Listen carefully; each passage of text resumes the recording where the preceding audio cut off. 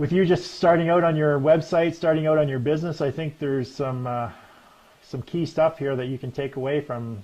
I'm glad that we connected, that I was able to help you out on the show. I'm glad that you're connected, that you entertained the audience and gave them some great stuff. But hopefully you can take away from this stuff, and maybe we'll connect offline to help you out with your books or any other business stuff that I can help you out with to make sure you're steered in the right direction and get you there, accelerate your authority, because that's what I do. That's what I focus on, is helping people build their authority through a variety of different strategies. One of them being helping them become a best-selling author, and the other is creating content and websites that are going to generate traffic and leads and opportunities, and creating additional sources of revenue. So I think all of that applies to you, Paul. What's your budget? So yeah, so I was going to say, it's fantastic. See, Jason already wants to know, I saw him, what are the 3 tips I can give right now? Well, watch my video, read my book, and then book me into a talk at your local rec center. So there are my 3 tips right there, because it's always on the go. Tell Jason to wait until he's in Italy first, because then, have him fly you to Italy and talk in Italy. No problem. We can walk around Rome all you want. I've got some great places there. It's fantastic. But you've been to Italy? But no, I have been to Italy. Yeah, Rome and Florence, Venice, and a few different places. It's a great spot. I really, really enjoy it. A lot of my friends, unfortunately, had a lot of people impacted by the earthquake that was just there a little while ago. So that was pretty tough on a lot of people as well. But yeah, no, I've always been an entrepreneur. That's one of the things that I've been lucky to do all my life. I was a stockbroker for 6 months when I got out of university, and I loved the game, but I didn't like the aura around it all, and so I moved back into tourism, and I've been there forever. And as an entrepreneur, you get to make your decisions, and part of the fantastic thing there is these days, as we've moved from an era of book reading and writing on paper, is the technological side of things, where we all can share information. We can all use our expertise that we have to work together to help each other grow in business and contacts and all those things to be successful. And the great people out there who love doing that, love helping each other out, win on all sides of the coin. So I have no budget, but I know you're still happy to help me out, because you just want to see me succeed, and that's what the Authority Accelerator wants to do, right? Yeah. No, I'm kidding. But sometimes I'll work for free trips and yes, room and accommodations for anything for a vacation, a working vacation. Exactly. See, we all have to get away once in a while, but no, that's it. I mean, as an entrepreneur, you got to make all these decisions that you're talking about, and you have such great knowledge on. And it's hard. It's hard to take the jump and commit to it, whether it's financially or whether it's saying this is what I want to do for the next 2, 3, 4 years or whatever that might be. But the rewards are fantastic, as you know, and a lot of your cohorts know, and a lot of the clients know and stuff. You do your own thing, and you can go on vacation when you want to, or you can come up with unique and dynamic ways, and nobody's going to tell you it's not the right thing to do. And you can experiment, and you can take a left turn or a right turn and see what happens. And if it doesn't work, you can come back to this side. So, entrepreneurialism is all about the cans, the cans, the cans, and the cans. And, everything doesn't always work, but that's where we learn from, right? As you know, and we learn and we keep growing. So I'm really lucky to be able to do that all my life. And I had my photo business in Vancouver for a long time, and but now I'm going to restart it again. And as you guys are all saying, I'm restarting it actually in the age of digital, when it used to be slide photography. I'm aging myself and dating myself there. So it's really a whole different business model than it used to be. And so that's where it becomes really interesting. So have you investigated selling your photos to the online companies that sell like stock photography? Like definitely. I mean, stock, those stock companies that Shutterstock and places like that. Have you investigated that? You got it, and that's absolutely correct. No, it's a great thing to do. It is a focused thing to do. So if you want to be a stock photographer, you need to shoot a lot. You need to come home, you need to edit, and you need to tag your pictures and get them up, because obviously if you just put a gorgeous picture of a palm tree and go palm tree, you're shutting yourself out. If you want to tag them with as many tags as you possibly can. So it's something I'm looking into. It allows you to shoot, tag, edit, tag, and get them up there. But certainly it's a way to create revenue, and it's a way to bring some checks in without even expecting it. And that's but it's a lot of work, and you really need to dedicate yourself. The shooting doesn't sound like a lot of work, but the editing and the tagging, the investigating all the tags and things like that, I think that would be where all the work comes in. And that's actually part of my acceleration authority acceleration formula is 1-10-100. You create 1 hour of content, you spend 10 hours distributing it, and you do that consistently, persistently for 100 days. So if you're shooting for an hour and creating that content for an hour, you're going to be spending at least 10 hours doing tagging, editing, distributing it out to the internet world to drive traffic, to generate leads, and you need to be doing that for no less than 100 days continuously. And so 1 hour a week shooting the content, 10 hours a week creating the content, but you do that for at least 100 days. So it can be very time consuming if you have other jobs, or you have a real job, or you have something that you're doing on a regular basis, 8 hours a day. It can actually be time consuming, but that's what separates entrepreneurs and people that are driven from the people that just want the 9-to-5 job, is they're willing to do what it takes in order to make it happen.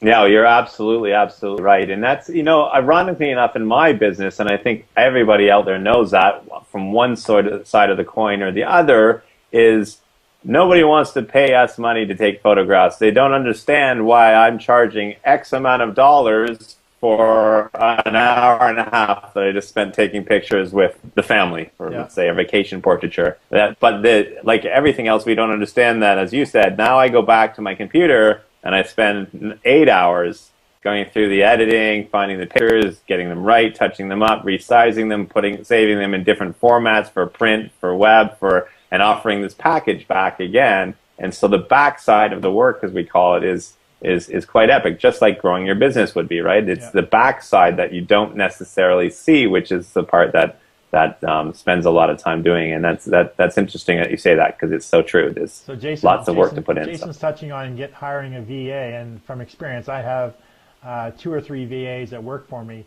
I don't know what it's like in the photography field when it comes to the editing part, how finding a good VA that could edit the photographs to because they would need to know exactly what you want. So from my experience in hiring VAs, you would need to actually create almost like a training program, a video training program explaining exactly how you want things edited, what formats you want them in.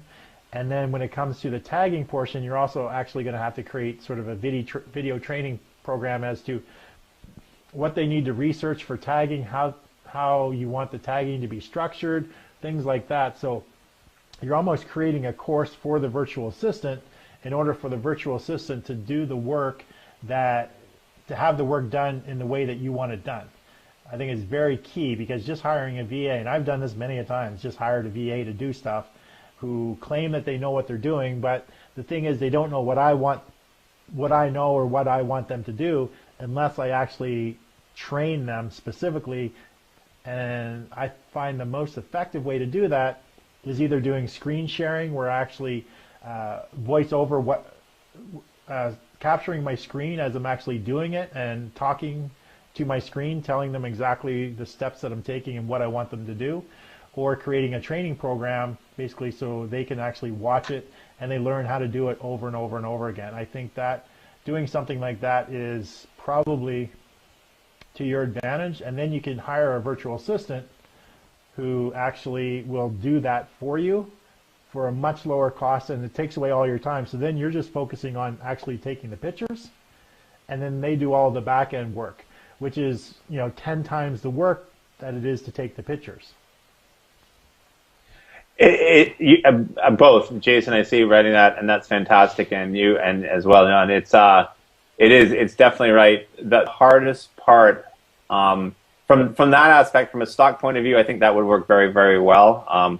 as I sit in my room right here that I'm in, I have about 70,000 slides that are in boxes that at some point need to be gone through, edited, thrown out, and kept and stuff. And that's exactly what a VA or anybody, not a VA, because they'd have to be hands-on, could help with. But a lot of things from fine art and stuff that I might get into is really personal because it's very artistic, and so I find it tough to be able to do that because we're all different. We all like different things. We all have a different eye for something. We all look at things. Certainly, there are parameters and there would be rules. If this bird's beak is not in frame, it's cut out somewhere, then we're not using it because it doesn't look right. Of course, that's or it's blurry or anything. But I know I'm pretty sure that I could show you 10 pictures and my favorites wouldn't be the same as your favorites would be, and so on and so on. But as we say, it's definitely a great idea from that side of things as well, because if we get into stock stuff, it's absolutely important, and I want to keep shooting, and that's what I want to do. So I want to travel around, I want to keep shooting, and that's what I love the most, and I don't mind editing. I must admit, I come home after a photo shoot and I really enjoyed looking at them. When I used to shoot film, we went to Antarctica, and it was like Christmas. It was like a kid in a candy shop. I'd come home with 150 rolls of film, and I'd take them into my camera store, and I'd sit for 3 days waiting for the phone call. And then a phone call would come, and they're like, your slides are ready, and I'd run over and get them, and I had bags and bags and bags of slides, and I'd go home to the light table that I'd made, and I'd take one sheet, and I'd lay it down, and I look at them through a loop, which is kind of a magnifier that you can see, and I'd see 3 great shots, and I'd get all excited, and I'd call to Kelly, who was upstairs, come on down, you have to see these, and she would yell back going, you know what, go through all your pictures, find the top 15, and then call me. I'm not going to go up and down stairs for the next 3.5 days while you go through these, because it was so excited to look at, right? So I love that aspect too. You, as a photographer, when you shoot stuff, you know what you're getting to a degree, right? I mean, a lot of people always ask me what's the difference between a professional photographer and an amateur photographer, for lack of other things, and there's not a straight answer, but in general, an amateur photographer is taking fantastic pictures these days. They're doing outstanding work with all the cameras and all. Everybody's got an eye, but they take a picture, they look at it and go, look, I got a great picture. Whereas a professional photographer tends to look at a scene, start flipping knobs and buttons all over the camera. They know what they want to get out of the camera before they click the camera. They take the picture and they go, yeah, exactly what I was looking for. So they can see and understand the dynamics of everything and sort of come up with a result, just like home cooking or baking, right? Is you know what you're going to get at the end. So just one last question. We're pretty much out of time. So Jason wants to know, is there a search tool for stock photo that would show you which terms are most searched? So is there a way to tell what people search for most when it comes to stock photography? That's a really good question, Jason. I don't know the stock business that well, so I'm not sure.